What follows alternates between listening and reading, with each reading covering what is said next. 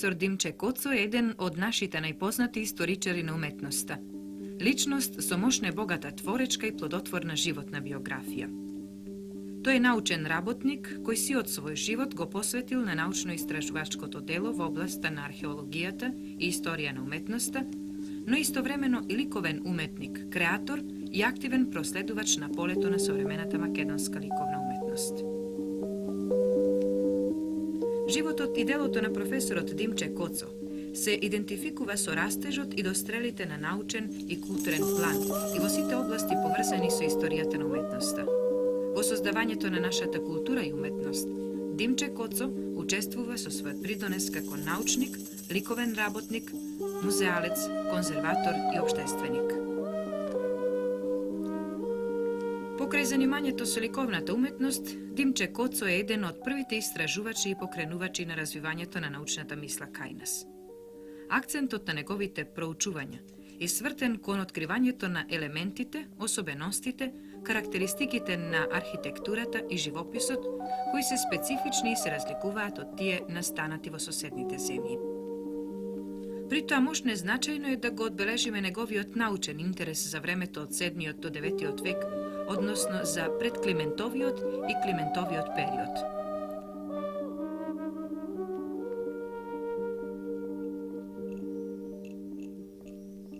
Другар Коцо, долго години ја проучувате македонската средновековна уметност. Кажете ни нешто за тие своји основни мотиви, поедовни цели во проучувањето на нашето средновековие. Како историчар на уметноста се најдов пред една многу сложна задача. Да се проучи историјата на македонскиот народ со она литература и при оние услови кои што беа до ослободувањето, значи да се појде по еден многу несигурен, нејасен пат. Мојата задача беше да ја откријам вистината, да се борам за неја и се разбира, за да се постигне таа цел, јас требаше да се свртам кон проучувањето на бројните македонски споменици. Почнувајќи од Климента па наваму, заради тоа што овие споменици ниту беа целосно проучени, ниту беа заклучоците во врска со тие споменици, според моите разбирања, научни. Нашите споменици се третираја од едни како грчки, од други како бугарски, од трети како српски. Ние бевме исклучени од присуството во изградувањето на нашата македонска уметност и јас се разбира направив обид да се приближам кон вистината. Сметам дека со ова моја активност од еден период од околу 35 до 40 годишна работа, нешто сум придонесол за расветлувањето на проблемот за развитокот на македонската средновековна уметност. Се наоѓаме во старата Климентова црква Свети Пантелеймон. Кажете ни нешто за незиното истражување. Проучувајќи ја литературата, се разбира и српската, и бугарската, и француската, и руската, јас дојдов до една книга многу сериозна, многу интересна, на бугарскиот учен, професор и академик Крсто Мијатев, под заглавие Кръглата црква в Преслав. Во таа сериозна студија има индиции дека Климентовата црква била блиска до Кръглата црква во Преслав, која што, како што е познато, ја подигнал бугарскиот кнез, односно цар Симеон. Меѓутоа, резултатите од проучувањата показа нешто друго. Јас ја открив Климентовата црква и таа Климентова црква нема никаква врска со Симеоновата кръгла црква. Така да не може да се каже дека постои врска помеѓу архитектурата во Македонија од Климентовото време и бугарската архитектура. За потврда на тоа можам да ви го покажам ето онај дел од оваа црква кој што е многу значаен. Повелете. Јас би сакал да ве запознам со еден многу сериозен проблем што го има во проучувањето на оваа црква. Овај дел и овај дел, според живописот, изгледа дека е хомоген. Меѓутоа, таква архитектура не може да постои. Затоа јас бев принуден да барам решение на овој проблем. По долги проучувања успеав да констатирам дека овај дел и овај дел не се едновремено зидани, дека се тие различни што се гледа по ова фуга, што се овде може да се види. Така да ова е од Климентовата црква, а ова е од една црква што е додадена кон Климентовата црква, или како што јас сметам дека е тоа од втората Климентова црква. Со други зборови, ова е Климент што го подигнал малку порано, а овај дел го подигнал пак Климент малку покасно. Но самава ова градба и овај живопис не е од времето на Климента. Тоа се само во темелите, во долниот дел. Тоа можете да го видите, повелете. Ево, овај дел е северниот дел од триконхосот. Овај триконхос е пресечен со зидањето на џамијата Султан Мохамед и се разбира, ние не можеме да го добијаме во целина во внатрешноста на црквата, затоа направивме во централниот дел на триконхосот план на триконхосот. Овај план покажува дека е овај триконхос многу сложен, многу еден интересен од аспект на уметничка концепција. Меѓутоа, тој триконхос не бил доволен за да се смести гробот на Климента. Ево, овде се остатоци од мозаиците на подот, а овде е Климентовиот гроб. Овај Климентов гроб е најден тако како што е, со исклучок на ова плоча, бидејќи ова нова, оригиналната не е најдена. Гроб кој што според житието на Климента го подигнал Климент през животот со собствените раце. Така имаме еден најстар археолошки гроб, потврден со документи, гроб на еден од првите и најголемите словенски и македонски просветители.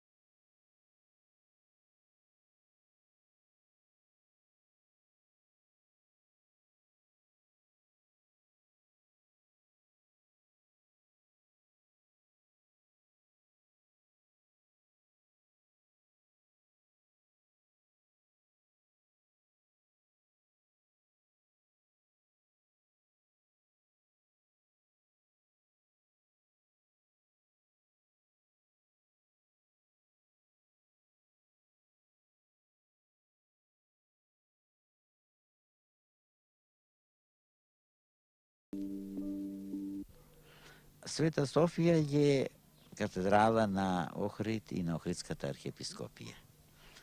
Проучувањата што ги вршеа научниците со висок европски реноме, како што се професор Габриел Мије, професор Куњев и други професори од Балканскиот полуостров и надвор од Балканот, ми беа неприемчиви.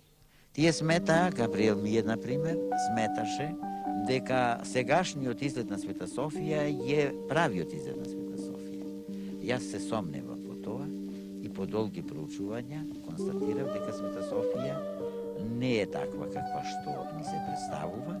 Сегашниот изглед е изглед што го добила таа кога е била претворена во џамија во турскиот период, а таа има една длабока историја и го сврти вниманието заради тоа што живописот и архитектурата представуваат важен пункт во проучувањето не само на македонската средновековна уметност, ами и во проучувањето на византиската уметност воопшто.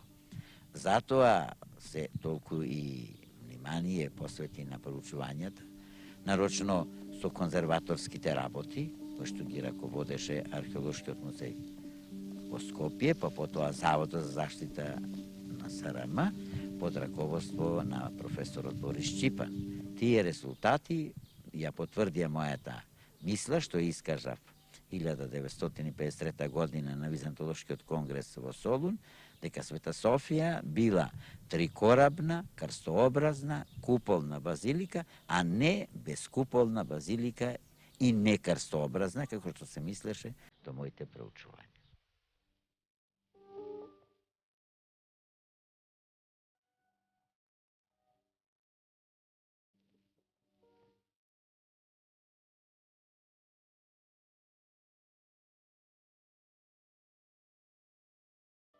Значајно место во вашите научни истражувања зазема и оваа црква во која сега се наоѓаме, тоа е Наумовата црква. Кажете ни каков беше карактерот на вашите истражувања, до какви заклучоци дојдовте и на какви све перипетии наидувавте во вашите истражувања?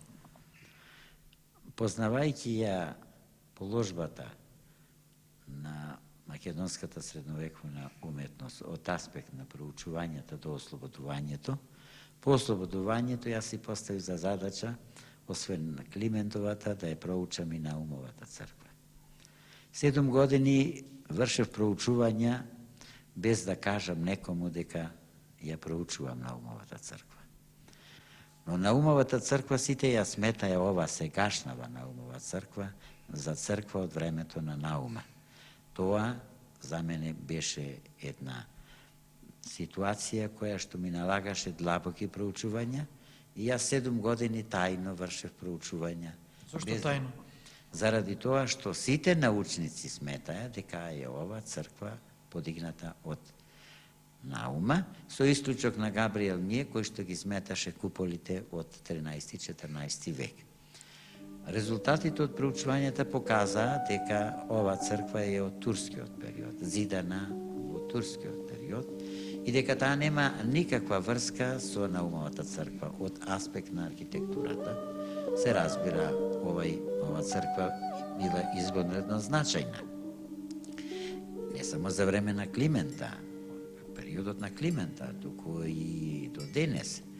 Но нејзината историја беше многу темна и јас сакав да фрлам известна светлина врз историјата на ова црква, респективно врз историјата на овај споменик. Моите проучувања показаа и во науката, тоа е веќе примено, дека Климентовата црква била идентична со Наумовата или поточно Наумовата со Климентовата. Така да имаме 2-3 конкурси од времето на Климента. А сегашната Наумова црква е една црква која што го добила сегашниот изглед со дозидувања, со доградувања во турскиот период во различни Напоредно со развивањето на научната дејност во доменот на прашањата од историјата на уметноста, професорот Димче Коцо се занимава со чиста уметност. Идеите и размислите на историчарот на уметноста, на истражувачот, на ликовниот критичар се оствариле во личноста на ликовниот уметник. Ние имаме пред се една личност мощна и богата со својот духовен живот, уметник чии впрегнувања подеднакво ги респектираат ликовните дисциплини, изворниот цртеж, сликарството, скулптурата и таписеријата. Димче Коцо и припаѓа на генерацијата уметници кои ги сметаме за пионери, втемелители на основите на современата македонска уметност. Димче Коцо го познавам оште со првите мои контакти со мој позив. Бев ученик на уметничка школа, тој ми беше професор по историја на уметност, така да таа уметничка школа во тоа време како почеток беше као фамилија некој со неколку десетина ученика, малку професори, така да имавме можност да се запознаеме многу добро. Како секој ученик и ја имав некој афинитет према некои професори, према некој отпор праев. Кога станува збор за Димче Коцо, мојот професор Коцо и Лазар Личиновски ми беа луѓе кои што ми беа од моја природа. И едниот и другиот, и Лазар Личиновски и Димче Коцо, беа луѓе едноставни, беа спонтани, народски луѓе, така да беа и добри другари, не само педагози. И ја имав многу добро мишлење за Коцо као професор, али он за мене можда не толку, да се сеќам на едно, реков дека многу беше директен, спонтан, И на едно од предавањето ми вика ни 2 ни 3, а вика ти си мора си многу мрзлив. Дали погодил? Не погодил. Веројатно не. Зашто го прашам? Вика, цело време, вика, се прозеваш. У реду. Не погоди. После завршување на уметничка школа, ја отидов на академија, така да тој еден временски интервал од 4-5 години, од 5 години, се прекина, али тој афинитет мој кој што го има према овие двајца професори, продолжи. Мене ми беше многу стало кога завршив академија да посетувам некој ателија. Прво што ги сакав да ги посетувам, ги посетував ателието на Личиновски и ателието на Димче Коцов. Поправо, ателие Димче Коцов немаше, него работеше во една од собите, не една, во од повише соби, кај што живееше, кај што се готвеше манџа, се разнесуева цртежи, скулптури правеше, у тоа време слики правеше. Реков дека одев често кај него и разговаравме многу почесто за она што го направил. Ми покажуваше некои цртежи на некоја бела чиста основа, само со една линиарни некои цртежи, кои што без уопште сенка, многу суптилно исцртани, имаше некој волумен на нив, со малко назначени исцртавање на очи, на нос, на уста. И секој пат ќе ми покаже, а види овој, не знам, изразот како му е малку архаично на средната уста и ќе искриви он устата, така да добро ги имитираше самите цртежи. После правеше и слики. Али едно е тоа што кај Димче Коцов ми остави тога впечаток, некој он се фалеше, ми се чинеше дека се фалеше, што не беше реално, да ќе праве таписерија. Тоа ми беше нереално во онаквите услови, таписеријата си бара своји нормални условија, потребно е просторија поголема, потребно е да се стави разбој за ткаење, потребно е волни, па не знам, треба да се фарбат тие нијанси на волни, така да тоа ми беше све нереално. И чак што више таа таписерија бара многу поголеми материјални издатоци од колку што тој ги примаше тој. И се изненадив кога еден ден отидов таму, чрака разбој, поставил разбој во едно сопче таму и ткае, јас се сеќам на првите негови тие таписерии што ги правеше и сајот дека сега скоро му организира пред година дена беше тоа Центарот за култура и информации изложба, а видов сета таа изложба што ја гледав, што вие сега ме прашате како печаток имав тогај, на вистина тоа беше многу голема уметност. Али е ова сака да го кажам што е многу карактеристично за Коцо. Ја луѓето ги делам на луѓе од земја и од пластика. Димче Коцо е човек кој што е од земја, од никаква од природа и многу природен однос има и према луѓето, многу добар другар е и затоа и голем уметник.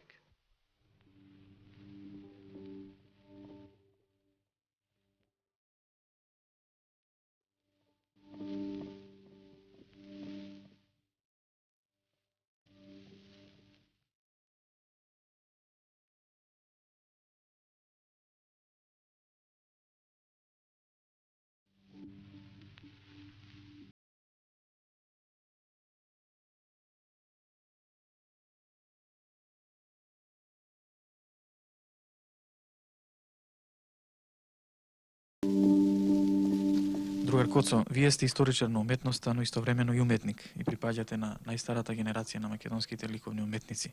Кажете ни нешто за вашите почетоци. Уште како дете во Охрид, каде што сум роден, јас бев залюбен во нашите фрески, односно во уметноста. Охрид го посетуваа и го посетуваат бројни уметници. Јас секогаш стоев зад нив, наблюдував што сликаат и потоа одев сам да сликам. И така до денес.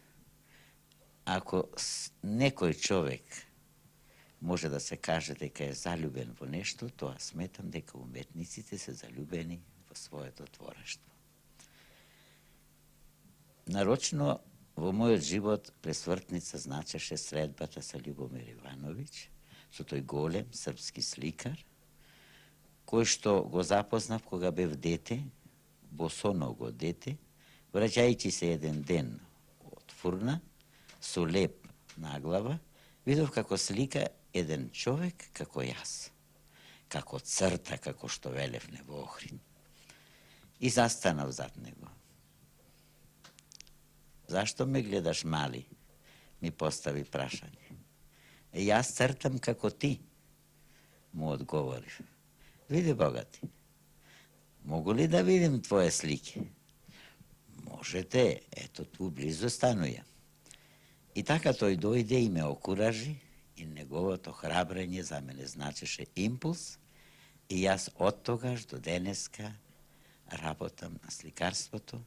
Сум се обидел како скулптор, како цртач, како сликар, во последно време како уметник, сликар, таписерист. Многу често ја применувате таписеријата.